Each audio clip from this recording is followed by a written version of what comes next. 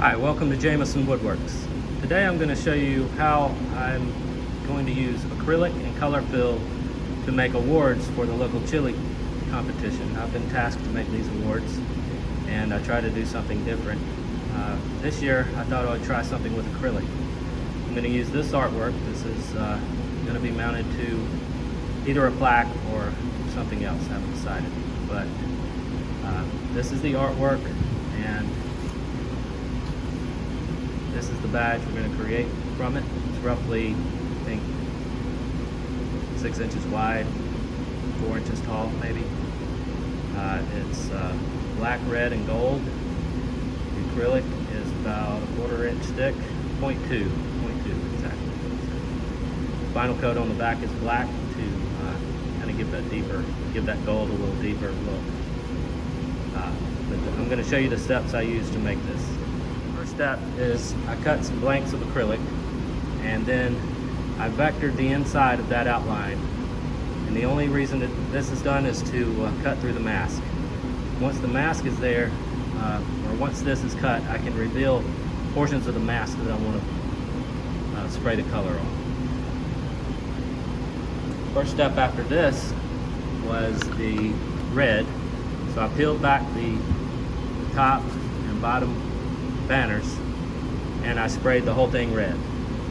These are Duplicolor Auto Parts paints. They dry really quickly, and I used all the same brands so that I know they're compatible. I don't want to get one color paint that won't, or one kind that isn't compatible with the other. So that's the first step. After this is done, I peel away that center portion of the mask, spray the whole thing with gray. This is a metallic gray, same brand. And once you have this, it's ready for engraving.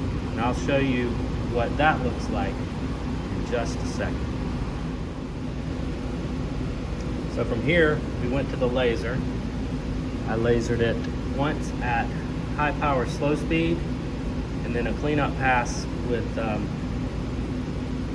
low power and high speed to kind of get away some of the chalkiness. I've brushed it out, blown it out, and from here I'm going to take it to the to spray the gold color in the recesses. So I'll be back after the gold is sprayed and dried.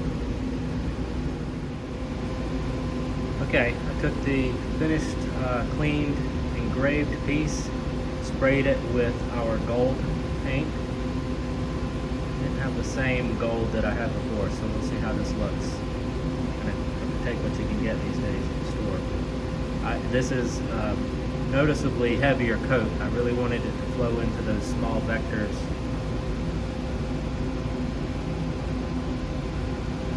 Those small engravings. So the next step is to, once it's dry, I will coat it in the dark color one more time, and then I will vector cut the shape out.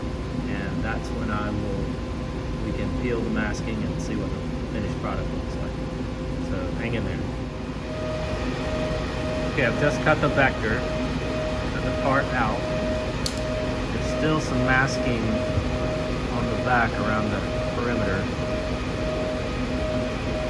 Get this off.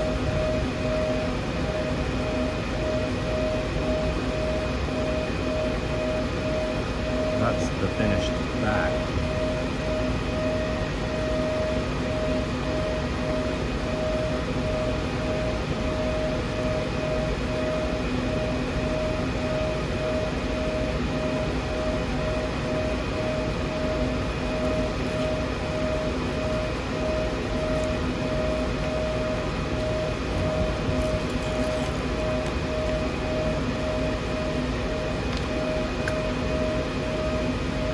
Gold is less gold than the other. It was actually called champagne, but it does give it a nice effect. You can only really ever get so good down in that in those engravings because of the frosted effect that you get when you laser. This was done with a 75 watt laser, I did a high-speed, low-power finishing pass on that engraving to kind of clean up the bottom of it and get rid of some of that frosting. But for the most part, I'm happy with the way it looks.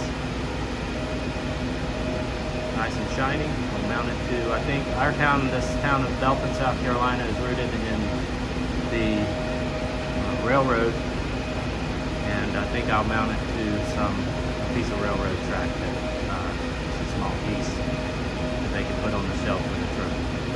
Anyway, I hope you enjoyed this. Let me know what you think.